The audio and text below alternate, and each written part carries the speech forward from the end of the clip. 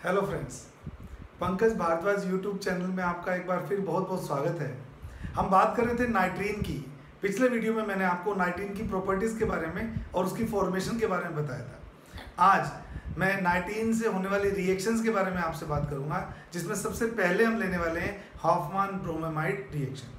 मेरा एक सजेशन है आपको कि अगर आपने पिछला नाइट्रीन वाला वीडियो नहीं देखा है तो ऊपर डिस्क्रिप्शन बॉक्स में इसकी लिंक आई हुई है, आप उसको पहले देख लीजिए, उसके बाद ये वाला वीडियो आप स्टार्ट कर लीजिएगा। आइए स्टार्ट करते हैं।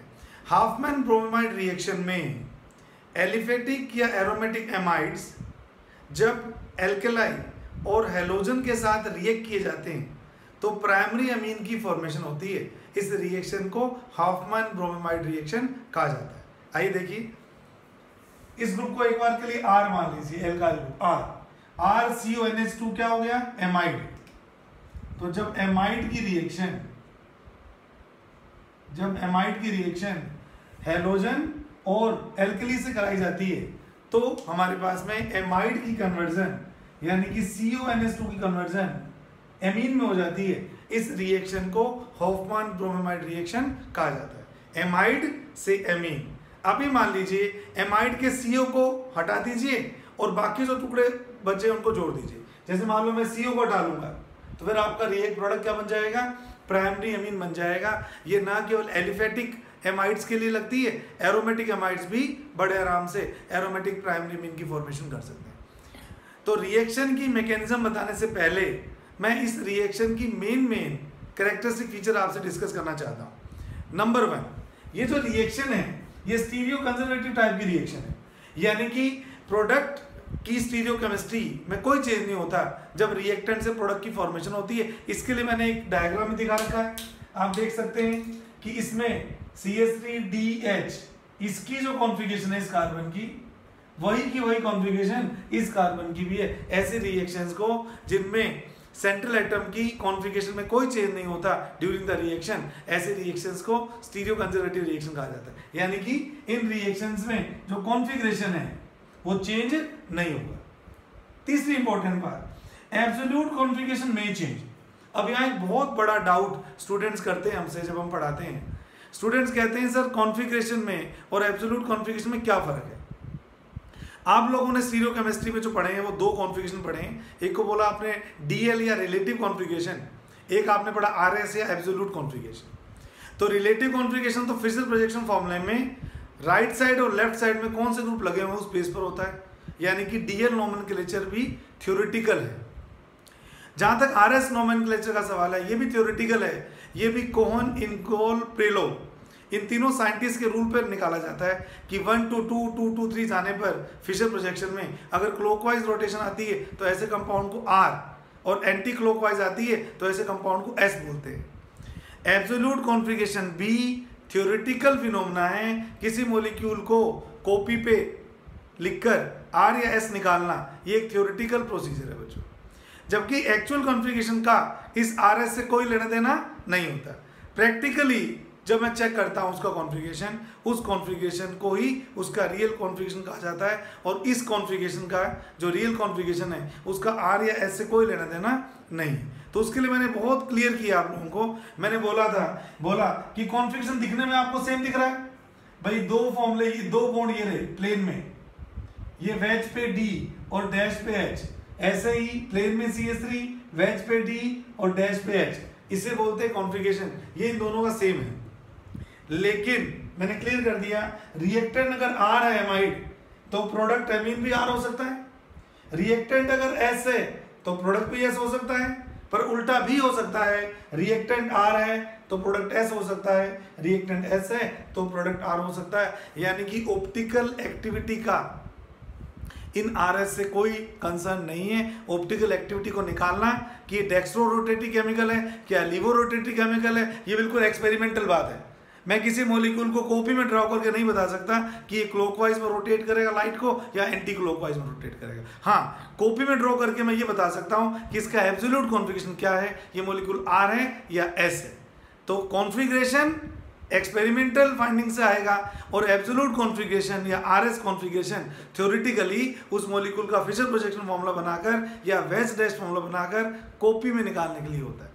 तो आपको मैंने बोल दिया इसका जो कॉन्फ़िगरेशन है वो तो चेंज नहीं होता, लेकिन उसका जो नोटेशन है आर या एस या आर, ये चेंज हो सकता है। मैं एग्जांपल देके भी आपको बताने वाला हूँ। नेक्स्ट देखते हैं। नेक्स्ट मैंने बोला इंट्रामोलिकुलर रिएक्शन है बच्चों रिएक्शन दो टाइप की होती है, एक को बोलते हैं इंट्रामोलिकुलर, एक को बोलते हैं इंटरमोलिकुलर। अगर किसी रिएक्शन में एक ही कंडीशंस पर मैं दो अलग अलग केमिकल्स लेके रिएक्शन करवाता हूँ और पहले रिएक्शन से जो प्रोडक्ट बने वो अलग बने और दूसरी रिएक्शन से जो प्रोडक्ट बने वो अलग बने, उन दोनों में आपस में कोई कनेक्टिविटी नहीं हो, उन दोनों में आपस में कोई क्रॉस प्रोडक्ट बनने की पॉसिबिलिटी नहीं हो, ऐसी रिएक्शंस को इंट्रामोलिकुलर रिएक्शन कहा जाता है। ये भी आपको जो मैं एग्जांपल दूंगा तो भी आपको समझ में आएगा, बस आप याद रख लीजिए इसकी कैरेक्टरिस्टिक फीचर्स। फिर मैंने बात की, ये बहुत इंपॉर्टेंट बात है, जो बच्चे टारगेट की तैयारी कर रहे हैं और इस वीडियो को देख रहे हैं उनको मैकेनिज्म वगैरह एक बार पता होती है, इसलिए मैं स्टार्टिंग में वीडियो के स्टार्टिंग में ही मैं इस रिएक्शन की समरी दे देता हूं आपको, ताकि आगे का वीडियो अगर आप नहीं भी देखेंगे तो काम चल जाएगा। स्टार्टिंग अगर आपने 10 मिनट देख लिए तो भी आपकी रिएक्शन रिवाइज हो जाएगी। तो आप देखना, ये बहुत इंपॉर्टेंट पॉइंट है। ये पॉइंट अभी मैं प्रूव कर दूंगा मैकेनिज्म के थ्रू, लेकिन अभी तो आप सीख लीजिए कि ये जो बेस होता है इसका जो ओडी है, या इसको केओडी का ओडी मान लो, ओ के साथ चाहे एच लगाओ चाहे डी लगाओ, ये एच या डी ही प्राइमरी अमीन में जाते हैं। जैसे ये ND2 बना है, अगर यहाँ OD होगा या यहाँ KOD होगा तो यहाँ पर N के साथ D2 आएगा, और अगर यहाँ OH होता और यहाँ KOH होता तो प्रोडक्ट में ND2 की जगह क्या आता है, NH2 आता। यानी कि OH माइनस होने पर NH2 बनेगा और OD माइनस होने पर ND2 बनेगा। ये बहुत ही इंपॉर्टेंट इसकी बात है, इस पर बेस्ड न्यूमेरिकल क्वेश्चंस आते हैं जिसमें बच्चे गलती करते हैं। और last but not the least, it is a type of step down reaction. ये एक स्टेप डाउन रिएक्शन है क्योंकि कार्बन का नंबर है कम हो रहा है। मान लीजिए अगर मैं कार्बन काउंट करूं रिएक्टेंट में 1 2 3, तो रिएक्टेंट साइड 3 कार्बन है, प्रोडक्ट साइड काउंट करता हूं तो 1 और 2 ही कार्बन है। तो 3 कार्बन वाले रिएक्टेंट से जब 2 कार्बन वाला प्रोडक्ट बनेगा, ऐसे रिएक्शंस को हम क्या बोलते हैं बच्चों, स्टेप डाउन रिएक्शन बोलते हैं। ऑर्गेनिक केमिस्ट्री में स्टेप अप रिएक्शंस और स्टेप डाउन रिएक्शंस अलग ही इंपॉर्टेंस रखती है, तो हमें पता होना चाहिए कौन कौन सी रिएक्शन स्टेप अप हैं और कौन कौन सी रिएक्शन स्टेप डाउन रिएक्शन। तो ये तो बात हो गई मेन रिएक्शन की और इसकी समरी की। अब मैं इसकी मैकेनिज्म आपसे डिस्कस कर रहा हूँ बच्चों। मैकेनिज्म में क्या है, मैकेनिज्म में मैंने पिछले वीडियो में आपसे जिक्र किया था, मैंने लास्ट वीडियो में आपसे जिक्र किया था कि ये जो रिएक्शंस है जो नाइट्रीन के थ्रू होती है, इनमें फर्स्ट स्टेप डिफरेंट होता है और इंटरमीडिएट बनने के बाद के जितने भी स्टेप हैं वो सब कॉमन होते हैं चारों रिएक्शंस में। मैंने पिछले वीडियो में आपको बोला था कौन कौन सी रिएक्शन एक जैसी होती हैं, Hofmann bromamide, Lossen rearrangement, Curtius reaction and Schmidt reaction. आइए देखते हैं कि हॉफमैन ब्रोमेमाइड में किस तरह से मैकेनिज्म होती है। तो सबसे पहले मैं फर्स्ट स्टेप लिख रहा हूं RCONH2। तो पहले स्टेप में मैंने इसकी बेस से रिएक्शन करवाई, ये H एसिडिक H है तो वाटर बाहर निकल जाएगा और आपका कंपाउंड बनेगा ये RCONH, और RCONH में क्या आ जाएगा, नेगेटिव चार्ज आ जाएगा क्योंकि H प्लस चला गया। अब इसकी रिएक्शन होती है आगे ब्रोमीन के साथ, तो नो डाउट ये नेगेटिव वाला है तो इसको किस तरह से इंड्यूस करेगा, Br को पार्शियल पॉजिटिव चार्ज इंड्यूस करेगा। तो इसको आप पॉजिटिव डेल्टा मान लेना इसकी प्रेजेंस में, तो इलेक्ट्रॉन इधर शिफ्ट हो जाएंगे अगर, तो Br अपने इलेक्ट्रॉन लेके चला जाएगा Br नेगेटिव की फॉर्म में, और ये वाला Br इससे अटैच करेंगे तो RCO, ध्यान दीजिएगा NHBr। क्या मैं इसको N ब्रोमो या M ब्रोमो एमाइड कह सकता हूं, नाइट्रोजन के साथ ब्रोमीन लग गया और N ब्रोमो एमाइड इसका नाम कह सकते हैं। अगले स्टेप में वापस 1 मोल और बेस का यूज होता है। आपको पता है बेस के कितने मोल यूज होंगे, 4 मोल। हम अभी काउंट भी करेंगे 4 कैसे। तो ये H भी निकल सकता है बाहर, एसिडिक H है तो 1 वाटर और निकल जाएगा, 1 वाटर अगर और निकल जाएगा तो ये RC double bond O N और Br, और इस बार N पे कौन सा चार्ज आ जाएगा, N पे आपका नेगेटिव चार्ज आ जाएगा। उसके बाद नेक्स्ट स्टेप में पिछले वीडियो में मैंने आपको क्या बोला था कि अगर नाइट्रोजन पे नेगेटिव चार्ज आ जाए और यहाँ कोई लिविंग ग्रुप हो तो ये बड़ा स्पॉन्टेनियस स्टेप होता है कि Br नेगेटिव अपने इलेक्ट्रॉन लेके चला जाता है। तो ये लो भाई आपकी इंटरमीडिएट बन चुकी है दैट इज नाइट्रीन। पिछला वीडियो याद करिए, मैंने बोला था इन चारों रिएक्शंस में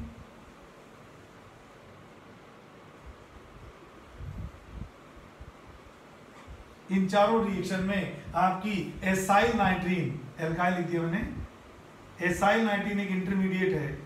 और अगला जो स्टेप है वो वैसे बड़ा इंपॉर्टेंट है, मैंने पिछले वीडियो में बोला था आपको, ये जो स्टेप है ये बहुत इंपॉर्टेंट स्टेप है। इस स्टेप में ये इलेक्ट्रॉन यहां मूव करते हैं और ये इलेक्ट्रॉन यहां मूव करते हैं, बिल्कुल कार्बीन की तरह की मूवमेंट है। तो जिस तरह से ये मूवमेंट होती है, 3 स्टेप, ये लोन पे इधर आ जाएंगे, कार्बन अपनी वैलेंसी पूरी करने के लिए इस बॉन्ड को तोड़ेगा, R नेगेटिव फॉर्म में आएगा, उसे अटैक करेगा। तो आप समझ सकते हैं ये C डबल बॉन्ड हो तो इंटैक्ट रहा, ये C और N के बीच में क्या आ गया, डबल बॉन्ड, और R क्योंकि जुड़ गया N के ऊपर तो R N double bond C double bond बन जाएगा। क्या मैं इसको एल्काइल आइसोसाइनेट कह सकता हूं? हाँ, इस मॉलिक्यूल को हम क्या कह सकते हैं, एल्काइल आइसोसाइनेट कह सकते हैं। उसके बाद हम करेंगे इसका हाइड्रोलाइसिस, तो एक बेस और यूज होगा। आप लोग जानते हैं किस तरह से बॉन्ड ब्रेक होता है, कार्बन और ऑक्सीजन में O की इलेक्ट्रोनेगेटिविटी ज्यादा होती है कार्बन से, तो O नेगेटिव C पॉजिटिव, तो क्या ये OH इसके ऊपर अटैक करेगा, और जब ये इसके ऊपर अटैक करेगा तो क्या हो जाएगा, ये आपका हो जाएगा CO negative double bond N R, और C के ऊपर कौन अटैक कर गया, O अटैक कर गया। अब अगर मैं इन इलेक्ट्रॉन्स को इधर मूव कराऊं और इन इलेक्ट्रॉन्स को इधर मूव करवाऊं तो मेरा क्या बन जाएगा, C double bond O OH N R, और N के ऊपर क्या चार्ज आ जाएगा, नेगेटिव चार्ज आ जाएगा। और जब N पे नेगेटिव चार्ज आ जाएगा तो हम क्या बोलेंगे, हम बोलेंगे ये वाला जो H है ये इसके ऊपर अटैक करेगा, तो ये हो जाएगा O negative C double bond O, और साथ में ही N के साथ आ गया H, ये R, और इसका चार्ज आपका बैलेंस हो गया। अब मेरे बात ध्यान से सुनिएगा आपको, अगर मैं इस मूवमेंट को दिखाऊं आपको, अगर ये इलेक्ट्रॉन यहां आ गए और ये इलेक्ट्रॉन वापस यहां चले गए तो लिविंग ग्रुप की फॉर्म में CO2 आपकी रिमूव हो जाएगी और RNH एल्काइल नाइट्रीन की फॉर्मेशन। इस मॉलिक्यूल को क्या बोल सकता हूं, इस मॉलिक्यूल को मैं एल्काइल नाइट्रीन बोल सकता हूं। एल्काइल नाइट्रीन के आगे अगर मैं वाटर से ट्रीटमेंट करता हूं, इसी को चलने दो आगे, अगर मैं इसका वाटर से ट्रीटमेंट करता हूं तो RNH2 वाटर के H प्लस ले लेगा और OH नेगेटिव क्या कर देगा, माइनस कर देगा। इस तरह से हमारे पास में 1 डिग्री एमीन की फॉर्मेशन हो जाएगी। इस तरह से हमारे पास में 1 डिग्री एमीन की फॉर्मेशन हो जाएगी। तो एमाइड से स्टार्ट करके हमने 1 डिग्री एमीन की फॉर्मेशन कर ली, इसलिए इस रिएक्शन को हाफमैन ब्रोमीमाइड रिएक्शन कहते हैं। तो ये तो बात हो गई इसकी मैकेनिज्म की। अगर मैं बात करूं इस रिएक्शन की प्रॉपर्टीज की डिस्कशन की, तो आइए देखते हैं हम इसकी प्रॉपर्टीज को किस तरह से डिस्कस करते हैं। तो पहली बात मैंने बोली कि ये जो रिएक्शन है, ये रिएक्शन है आपकी इंट्रामोलिकुलर रिएक्शन। तो पहले मैं उसी की बात करता हूं। ये रिएक्शन है इंट्रामोलिकुलर, ये रिएक्शन है इंट्रामोलिकुलर। क्या मीनिंग है इसका देखते हैं। मान लीजिए आपके पास है RCONH2 और आपने इसकी रिएक्शन करवाई Br2 और OH नेगेटिव के साथ में, तो मैं बस प्रोडक्ट लिख रहा हूं, प्रोडक्ट बन गया RNH2। और अगर आप इसी कंपाउंड में नाइट्रोजन को ले लो, आइसोटोपिक नाइट्रोजन, और फिर इसकी रिएक्शन कराओ Br2OH नेगेटिव से, तो ये RNH2 आइसोटोपिक बन जाएगा। अब मेरी बात ध्यान से सुनना, अगर ऐसा कोई प्रोडक्ट बन जाता, अगर ऐसा कोई प्रोडक्ट बन जाता जिसके अंदर एक चीज और चेंज कर लीजिए, यहां पे OD लिख लीजिए, तो यहां पर एक बार मैं D कर देता हूं, ठीक है। अब मुझे बताइए, जब H था तो N नॉर्मल था, तो नॉर्मल वाले H के N के साथ ही H आया। जब आइसोटोपिक N था तो आइसोटोपिक D था, तो आइसोटोप के साथ आइसोटोप आया। आपको कभी भी इस तरह का प्रोडक्ट नहीं मिलेगा जिसमें आइसोटोप भी आ जाए और D भी आ जाए। आपको इस तरह का प्रोडक्ट भी नहीं मिलेगा जिसमें नॉर्मल भी आ जाए और डी भी आ जाए। आपको ना तो ये प्रोडक्ट मिलने वाला है और ना ही आपको ये प्रोडक्ट मिलने वाला है। देखो ध्यान से, ये अपनी रिएक्शन को प्रोसीड कर रहा है, ये अपनी रिएक्शन को प्रोसीड कर रहा है। अगर इसका इन दोनों की बजाय एक भी इनमें से प्रोडक्ट बन जाता तो मैं क्या कहता, ये क्रॉस प्रोडक्ट है। क्यों? क्योंकि n के साथ 15 के साथ हमेशा d आना चाहिए और 14 के साथ हमेशा h आना चाहिए। अगर 14 के साथ d आ जाए और 15 के साथ h आ जाए तो मैं बोल सकता था कहीं ना कहीं ये रिएक्शन आपस में एक दूसरे को इंटरप्ट करती है, पर ये रिएक्शन एक दूसरे को इंटरप्ट नहीं करती। ऐसे रिएक्शंस को हम बोलते हैं इंट्रामोलिकुलर। ये रिएक्शन भी विद इन द मॉलिक्यूल होती है, ये रिएक्शन भी विद इन द मॉलिक्यूल होती है। इसको बोलते हैं हम intramolecular type of reaction. Second बात हम करते हैं कॉन्फ़िगरेशन की। सेकंड बात हम करते हैं इसकी कॉन्फ़िगरेशन की। तो कॉन्फ़िगरेशन के लिए अगर मैं आपसे एक दो क्वेश्चन पूछूं, अगर H, D और CH3, अगर कोई मेरे को देगा Br2 एंड OH नेगेटिव, तो मुझे कोई कॉन्फ़िगरेशन चेंज नहीं करना मुझे, बाकी तो मैं छेड़ूंगा ही नहीं। H की जगह H, D की जगह D, CH3 की जगह CH3, मैं सिंपल प्राइमरी में बना के छोड़ दूंगा। चाहे मुझे इस तरह से पूछता है और चाहे मुझे फिशर प्रोजेक्शन फॉर्मूले के थ्रू पूछता है, चाहे मुझे इस तरह से पूछता है और चाहे मुझे फिशर प्रोजेक्शन फॉर्मूले के थ्रू पूछता है, मेरा आंसर चेंज नहीं होगा। तो एग्जांपल 1, अब मैं एग्जांपल 2 की बात कर रहा हूं। अगर मेरा फॉर्मूला फिशर प्रोजेक्शन भी हो CONH2, तो यहां कर दिया H, यहां कर दिया D और यहां कर दिया CH3, तो मुझे कोई मतलब नहीं है। अगर Br2 OH नेगेटिव मुझे देता है तो मैं कॉन्फ़िगरेशन में कोई चेंज नहीं करूंगा। CH3 की जगह CH3, H की जगह H, D की जगह D। बस मुझे पता है कि मेरे को CONH2 की जगह क्या लगाना है, NH2 लगाना है। तो आप देख पा रहे हैं इसका और इसका जो कॉन्फ़िगरेशन है उसमें कोई अंतर नहीं आया। कौन से कॉन्फ़िगरेशन में? एक्सपेरिमेंटल डिटरमाइंड वैल्यू में। RS नेमिंग की बात मैं भी नहीं कर रहा। अगर मैं RS नेमिंग की भी बात करता हूं आपसे, तो मैं एक एग्जांपल और देके आपको क्लियर करता हूं। सपोज CONH2 ये लगा दिया, H ये लगा दिया, D लगा दिया, और मान लीजिए मैंने यहाँ पे लिख दिया CF3, और अगर इसका हाफमान ब्रोमेमाइड रिएक्शन करवाता हूं तो क्या होगा? CF3 की जगह CF3, H की जगह H, D की जगह D और CONH2 की जगह क्या आ गया बेटे? NH2। मैं प्रूव करना चाहता हूं कि RR या RS दोनों कंडीशन इसमें राइट हो सकती हैं। तो अगर मैं इसकी बात करता हूं तो प्रायोरिटी रूल आपको पढ़ लेने हैं, 1 2 3 4, ये इनकी प्रायोरिटीज है। किस रूल से बता रहा हूं? CIP रूल से।